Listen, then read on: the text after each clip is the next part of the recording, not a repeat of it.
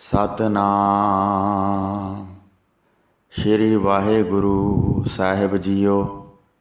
ਪਰਮ ਸਨਮਾਨਿਓ ਗੁਰੂ ਰੂਪ ਗੁਰੂ ਖਾਲਸਾ ਸਾਧ ਸੰਗਤ ਜੀ, ਵਾਹਿਗੁਰੂ ਜੀ ਕਾ ਖਾਲਸਾ ਵਾਹਿਗੁਰੂ ਜੀ ਕੀ ਫਤਿਹ।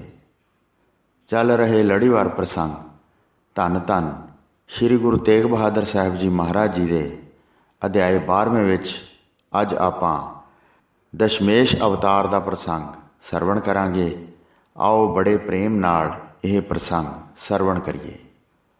ਸਭ ਮੰਗਲਾਂ ਦੇ ਮੰਗਲ ਰੂਪ, ਮਹਾਂ ਉਤਸ਼ਾਹਾਂ ਦੇ ਵੱਡੇ ਉਤਸ਼ਾਹ, ਸਭ ਤੇਜਾਂ ਦਾ ਵੱਡਾ ਤੇਜ ਚਮਕਦਾ ਹੈ।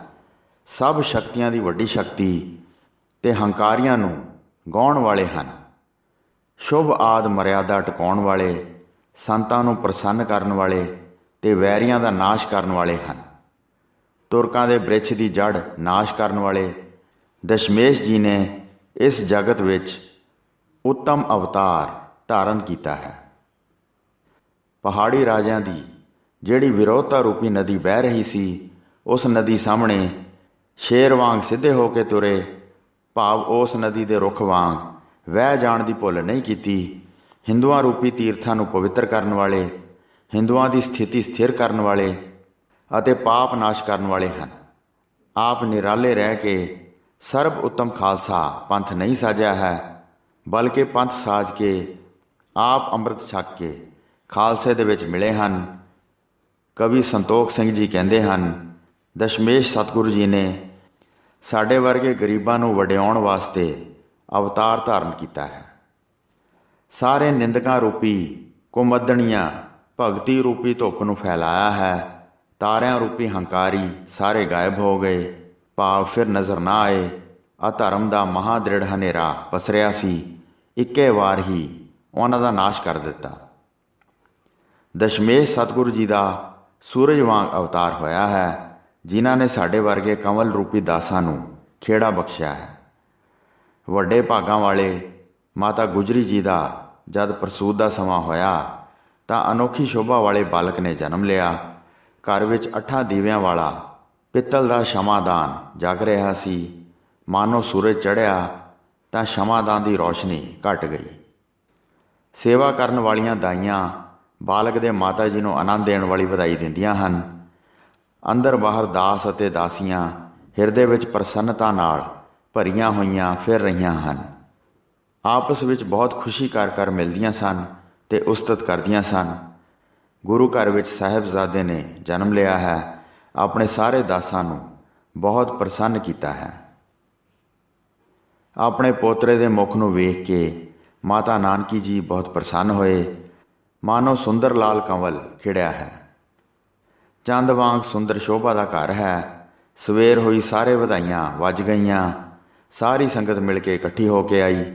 ਭਾਂਤ ਭਾਂਤ ਦੇ ਕੌਤਕ ਕਰ ਰਹੇ ਸਨ। ਸ਼੍ਰੀ ਸਤਿਗੁਰੂ ਜੀ ਦੇ ਸ਼ਬਦਾਂ ਦਾ ਗਾਇਨ ਕਰ ਰਹੇ ਸਨ। ਰਬਾਬ ਤੇ ਮ੍ਰਿਦੰਗ ਬਹੁਤ ਉੱਚੀ ਉੱਚੀ ਵੱਜ ਰਹੀ ਸੀ। ਕੀਰਤਨ ਕਰਕੇ ਸ਼ਬਦ ਦਾ ਉਜਾਲਾ ਕਰ ਰਹੇ ਸਨ। ਬਹੁਤ ਕੜਾਹ ਪ੍ਰਸ਼ਾਦ ਤਿਆਰ ਕਰਦੇ ਸਨ ਤੇ ਗੁਰੂ ਘਰ ਦੇ ਦਰਵਾਜ਼ੇ ਤੇ ਅਰਦਾਸ ਕਰਦੇ ਸਨ। ਵੰਡਦੇ ਸਨ ਤੇ ਛਕਦੇ ਸਨ ਤੇ ਧੰਨ ਗੁਰੂ ਜੀ ਕਹਿੰਦੇ ਸਨ, ਸਾਡੇ ਵੱਡੇ ਭਾਗ ਹਨ, ਸਾਨੂੰ ਆਪਣੇ ਦਾਸ ਜਾਣਦੇ ਹਨ। ਪਾਠ ਕਲਾਵਤ ਤੇ ਢਾਡੀ ਆਉਂਦੇ ਸਨ, ਵਧਾਈ ਦੇ ਕੇ ਮੂੰਹ ਮੰਗੀਆਂ ਮੁਰਾਦਾਂ ਪਾਉਂਦੇ ਸਨ। ਦੇਵਤਿਆਂ ਦੀਆਂ ਇਸਤਰੀਆਂ ਖੁਸਰਿਆਂ ਦਾ ਰੂਪ ਧਾਰ ਕੇ ਆਉਂਦੀਆਂ ਸਨ। ਮਾਨੋ ਜਗਤ ਦੀ ਸਾਰੀ ਸ਼ੋਭਾ ਲੁੱਟ ਲਈ ਹੈ। ਢੋਲਕ ਟੱਲੀਆਂ ਘੁੰਗਰੂ ਅਤੇ ਤਾਲੀਆਂ ਵਜਾਉਂਦੇ ਹਨ ਤੇ ਬਿਲਾਵਲ ਗਾ ਕੇ ਪੁਆਟਣੀ ਲੈਂਦੇ ਹਨ। ਸਭ ਵਾਜੇ ਵੱਜਦੇ ਹਨ, ਹੱਥਾਂ ਨਾਲ ਤਾਲੀਆਂ ਵਜਾਉਂਦੇ ਹਨ। ਸਾਰਿਆਂ ਦੇ ਪੈਰਾਂ ਦੇ ਘੁੰਗਰੂ ਖੜਕਦੇ ਹਨ। ਇਸ ਪ੍ਰਕਾਰ ਨਾਚ ਦੀ ਸੁੰਦਰ ਗਤੀ ਕਰਦੇ ਹਨ ਤੇ ਅਸਚਰਜ ਨਾਚ ਵਿਖਾ ਕੇ ਸਾਰਿਆਂ ਦੇ ਦਿਲ ਚੁਰਾ ਰਹੇ ਸਨ। ਗੁਰੂ ਜੀ ਦੇ ਘਰ ਦੇ ਦਰਵਾਜ਼ੇ ਉੱਤੇ ਵੱਡੀ ਭੀੜ ਲੱਗੀ ਸੀ। ਕਈਆਂ ਨੂੰ ਖੜ੍ਹੇ ਹੋਣ ਵਾਸਤੇ ਥਾਂ ਨਹੀਂ ਸੀ ਲੱਭਦਾ। ਮਨੁੱਖਾਂ ਦਾ ਰੂਪ ਧਾਰ ਕੇ ਗੰਧਰਵ ਗੀਤ ਗਾਉਂਦੇ ਸਨ। ਨਗਰ ਵਾਸੀ ਸੁਣ ਕੇ ਹੈਰਾਨ ਹੋ ਰਹੇ ਸਨ ਤੇ ਕਹਿੰਦੇ ਸਨ, ਇਹ ਬੜੇ ਸੁੰਦਰ ਢੰਗ ਨਾਲ ਨੱਚਦੇ ਹਨ ਅਤੇ ਬੜੇ ਮਿੱਠੇ ਗੀਤ ਗਾਉਂਦੇ ਹਨ। ਪਹਿਲਾਂ ਤਾਂ ਅਜਿਹਾ ਨਾਚ ਗਾਣਾ ਕਿਤੇ ਵੇਖਿਆ ਜਾਂ ਸੁਣਿਆ ਨਹੀਂ। ਇਹ ਸਾਰੇ ਕਿਹੜੇ ਦੇਸ਼ ਵਿੱਚ ਵਸਦੇ ਹਨ? ਨਵਾਂ ਇਹਨਾਂ ਦਾ ਰੂਪ ਹੈ ਤੇ ਨਵਾਂ ਇਹਨਾਂ ਦਾ ਭੇਸ ਹੈ। ਇਹਨਾਂ ਦਾ ਰਾਗ ਸੁਣ ਕੇ ਪੁੱਛਣ ਦੀ ਸ਼ਕਤੀ ਨਹੀਂ ਰਹੀ ਹੈ। ਪੁੱਛਣ ਵਾਸਤੇ ਕਿਸੇ ਨੇ ਵੀ ਕੁਝ ਨਹੀਂ ਕਿਹਾ ਹੈ। 4 ਘੜੀਆਂ ਤੱਕ ਕੌਤਕ ਕਰਕੇ ਫਿਰ ਦਰਵਾਜ਼ੇ ਉੱਤੇ ਮੱਥਾ ਟੇਕ ਕੇ ਬੰਦਨਾ ਕਰਕੇ ਆਪਣੇ ਆਪਣੇ ਥਾਵਾਂ ਨੂੰ ਚਲੇ ਗਏ ਹਨ। ਇਹ ਕਿਸੇ ਪਾਸੋਂ ਜਾਣਿਆ ਨਹੀਂ ਜਾਂਦਾ ਹੈ। ਰੰਗ ਬਰੰਗੇ ਵਿਸ਼ਾਲ ਫੁੱਲ ਹਨ। ਗੁੰਦ ਗੁੰਦ ਕੇ ਬਹੁਤ ਵੱਡੇ ਵੱਡੇ ਹਾਰ ਬਣਾਏ ਹਨ। ਸੁਣ ਸੁਣ ਕੇ ਮਾਲੀ ਆਉਂਦੇ ਹਨ ਅਤੇ ਸਤਿਗੁਰੂ ਜੀ ਦੇ ਦਰਬਾਰ ਵਿੱਚ ਬੰਦਨਾ ਕਰਦੇ ਹਨ। ਫੁੱਲਾਂ ਦੇ ਹਾਰਾਂ ਨੂੰ ਦਰਵਾਜ਼ੇ 'ਤੇ ਲਟਕਾਉਂਦੇ ਸਨ ਅਤੇ ਇਨਾਮ ਦੇ ਰੂਪ ਵਿੱਚ ਧਨ ਲੈ ਲੈ ਕੇ ਜਾਂਦੇ ਸਨ। ਸੰਗਤ ਵਿੱਚ ਵੱਡਾ ਉਤਸਵ ਹੋਇਆ। ਸਾਰਿਆਂ ਨੇ ਆ ਕੇ ਗੁਰੂ ਜੀ ਦੇ ਘਰ ਨੂੰ ਵੇਖਿਆ। ਜੈਸੀ ਜੈਸੀ ਕਾਮਨਾ ਧਾਰ ਕੇ ਆਉਂਦੇ ਸਨ, ਤੈਸੀ ਤੈਸੀ ਮਨੋਕਾਮਨਾ ਪ੍ਰਾਪਤ ਕਰਦੇ ਸਨ। ਵੱਡੇ ਵੱਡੇ ਮਹਾਂਪੁਰਸ਼ ਗੁਰੂ ਜੀ ਦੇ ਦਰਸ਼ਨ ਕਰਨ ਵਾਸਤੇ ਆਉਂਦੇ ਸਨ ਅਤੇ ਕਹਿੰਦੇ ਸਨ ਕਿ ਇਹ ਕਸ਼ਟ ਦੂਰ ਕਰਨਗੇ, ਸਾਰੇ ਜਗਤ ਵਿੱਚ ਸ੍ਰੇਸ਼ਟ ਜਸ ਫੈਲਾਉਣਗੇ। 4 ਪਦਾਰਥ ਇਹਨਾਂ ਦੇ ਹੱਥ ਦੀ ਤਲੀ 'ਤੇ ਹੋਣਗੇ। ਇਹਨਾਂ ਦੇ ਚਰਨ ਕਮਲਾਂ ਦੀ ਸਾਰੇ ਪੂਜਾ ਕਰਨਗੇ। ਇਹਨਾਂ ਦੀ ਲਗਨ ਵਿੱਚ ਸਰਬ ਉੱਤਮ ਗੁਣ ਹਨ। ਸਾਰੇ ਸੰਤ ਮਹਾਂਪੁਰਸ਼ ਕਹਿੰਦੇ ਸਨ ਸਤਿਗੁਰੂ ਜੀ ਨੇ ਉੱਤਮ ਘਰ ਵਿੱਚ ਜਨਮ ਲਿਆ ਹੈ। ਸਿੱਖ ਇਹਨਾਂ ਨੂੰ ਬਹੁਤ ਧਨ ਅਰਪਣ ਕਰਕੇ ਪੂਜਣਗੇ।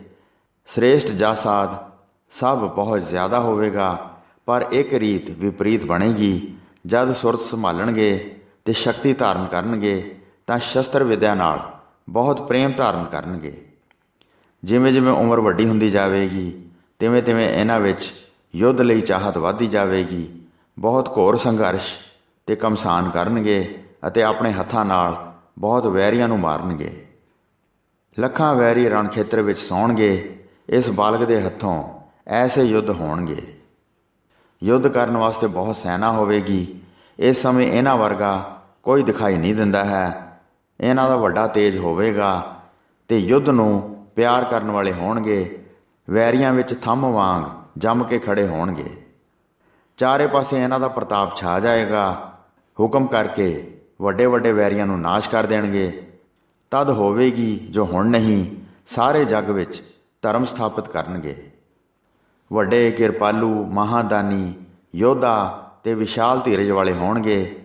ਵਿੱਦਿਆ ਵਿੱਚ ਮਹਾਚਤੁਰ ਪੰਡਿਤ ਹੋਣਗੇ ਅਤੇ ਯੁੱਧ ਭੂਮਿਕਾ ਵਿੱਚ ਵੈਰੀਆਂ ਨੂੰ ਮਾਰਨ ਵਾਲੇ ਹੋਣਗੇ। ਮਹਾਨ ਜੇਤੂ, ਮਹਾਨ ਬੁੱਧੀਵਾਨ ਅਤੇ ਹਿਰਦਾ ਵੱਡਾ ਗੰਭੀਰ ਹੋਵੇਗਾ।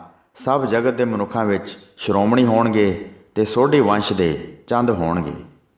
ਇਸ ਤਰ੍ਹਾਂ ਮਹਾਂਪੁਰਸ਼ਾਂ ਕੋਲੋਂ ਬਾਬਾ ਕਿਰਪਾਲ ਚੰਦ ਜੀ ਅਤੇ ਹੋਰ ਸਭ ਸਿੱਖਾਂ ਨੇ ਸੁਣ ਕੇ ਬਹੁਤ ਪ੍ਰਸੰਨਤਾ ਧਾਰਨ ਕੀਤੀ। ਸੰਗਤ ਮਹਾਨ ਆਨੰਦ ਧਾਰ ਕੇ ਆਉਂਦੀ ਸੀ ਅਤੇ ਅਨੇਕ ਪ੍ਰਕਾਰ ਦੀਆਂ ਭੇਟਾਵਾਂ ਅਰਪਣ ਕਰਦੀ ਸੀ। ਜਿਹੜੇ ਸਿੱਖ ਪਟਨੇ ਦੇ ਵਾਸੀ ਸਨ ਉਹ ਕੜਾਹ ਪ੍ਰਸ਼ਾਦ ਕਰਵਾਉਂਦੇ ਸਨ, ਉਤਸਵ ਕਰਦੇ ਸਨ ਅਤੇ ਸ਼ਬਦਾਂ ਦਾ ਗਾਇਨ ਕਰਦੇ ਸਨ। ਸ਼੍ਰੀ ਨਾਨਕ ਕਹਿ ਕੇ ਸੀਸ ਨਿਵਾਉਂਦੇ ਸਨ। ਦਰਵਾਜ਼ੇ ਵਿੱਚ ਖੜੇ ਹੋ ਕੇ ਅਰਦਾਸ ਕਰਵਾਉਂਦੇ ਸਨ ਅਤੇ ਭਾਵਨਾ ਧਾਰ ਕੇ ਧਰਤੀ 'ਤੇ ਸਿਰ ਲਾਉਂਦੇ ਸਨ। ਨਗਰ ਦੇ ਮਨੁੱਖ ਜਿਵੇਂ ਜਿਵੇਂ ਸੁਣਦੇ ਸਨ, ਤਿਵੇਂ ਤਿਵੇਂ ਉਹ ਨਮਸਕਾਰ ਕਰਨ ਵਾਸਤੇ ਪਹੁੰਚਦੇ ਸਨ। ਧੰਨ ਸ਼੍ਰੀ ਗੁਰੂ ਤੇਗ ਬਹਾਦਰ ਸਾਹਿਬ ਜੀ ਮਹਾਰਾਜ ਜੀ ਨੇ ਸਿੱਖਾਂ ਅਤੇ ਸੰਗਤ ਨੂੰ ਮੂੰਹ ਮੰਗੇ ਵਰ ਦਿੱਤੇ। ਸਭ ਰੀਤੀਆਂ ਨਾਲ ਸਤਿਗੁਰੂ ਜੀ ਸਮਰੱਥ ਹਨ। ਜਿਨ੍ਹਾਂ ਦੀ ਦੇਵਤੇ ਵੀ ਸੇਵਾ ਕਰਨੀ ਚਾਹੁੰਦੇ ਹਨ, ਉਹ ਦੋਵਾਂ ਲੋਕਾਂ ਵਿੱਚ ਸਹਾਇਕ ਹੁੰਦੇ ਹਨ।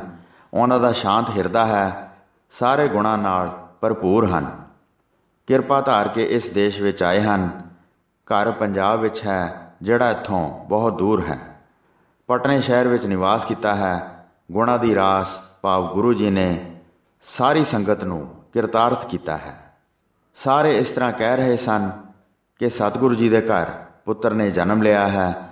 ਮਾਨੋ ਸਿੱਖਾਂ ਦਾ ਪੁੰਨ ਕੀਤਾ ਹੋਇਆ ਪ੍ਰਗਟ ਹੋਇਆ ਹੈ। ਜਿਵੇਂ ਜਿਵੇਂ ਸੇਵਾ ਕਰਦੇ ਹਨ, ਸੁੱਖ ਪਾਉਂਦੇ ਹਨ, ਤਿਵੇਂ ਤਿਵੇਂ ਦੋਵੇਂ ਲੋਕ ਪ੍ਰਸੰਨ ਹੁੰਦੇ ਹਨ। ਅਸੀਂ ਆਪਣੇ ਪੁੱਤਰਾਂ ਸਹਿਤ ਦਰਸ਼ਨ ਕਰਦੇ ਹਾਂ, ਅਨੇਕਾਂ ਦੇ ਵਿਘਨ ਦੂਰ ਕਰਦੇ ਹਨ। ਇਸ ਤਰ੍ਹਾਂ ਪਟਨੇ ਸ਼ਹਿਰ ਵਿੱਚ ਸਿੱਖ ਕੀਰਤੀ ਕਰਦੇ ਸਨ ਅਤੇ ਆਪਣੇ ਸ੍ਰੇਸ਼ਟ ਭਾਗਾਂ ਦੀ ਸ਼ਲਾਘਾ ਕਰਦੇ ਸਨ। ਕਈ ਨੇਮ ਕਰਕੇ ਸਵੇਰ ਹੁੰਦਿਆਂ ਹੀ ਗੁਰੂ ਜੀ ਦੇ ਦਰਵਾਜ਼ੇ 'ਤੇ ਪਹੁੰਚ ਜਾਂਦੇ ਸਨ ਅਤੇ ਦੋਵੇਂ ਹੱਥ ਜੋੜ ਕੇ ਅਭਿਨੰਦਨ ਕਰਕੇ ਆਪਣਾ ਕਾਰ ਵਿਹਾਰ ਸੰਭਾਲਦੇ ਸਨ। ਸ਼ਾਮ ਹੋਣ 'ਤੇ ਫਿਰ ਨਮਸਕਾਰ ਕਰਕੇ ਆਪਣੇ ਘਰਾਂ ਨੂੰ ਚਲੇ ਜਾਂਦੇ ਸਨ। ਸੋ ਸਾਧ ਸੰਗਤ ਜੀ, ਇੱਥੇ 12ਵੀਂ ਰਾਸ ਦਾ 12ਵਾਂ ਅਧਿਆਇ ਸਮਾਪਤ ਹੁੰਦਾ ਹੈ ਜੀ। ਪ੍ਰਸੰਗ ਸੁਣਾਉਂਦੇ ਹੋਈਆਂ ਅਨੇਕ ਭੁੱਲਾਂ ਚੁੱਕਾਂ ਦੀ ਖਿਮਾ ਬਖਸ਼ਣੀ ਜੀ। ਵਾਹਿਗੁਰੂ ਜੀ ਕਾ ਖਾਲਸਾ, ਵਾਹਿਗੁਰੂ ਜੀ ਕੀ ਫਤਿਹ।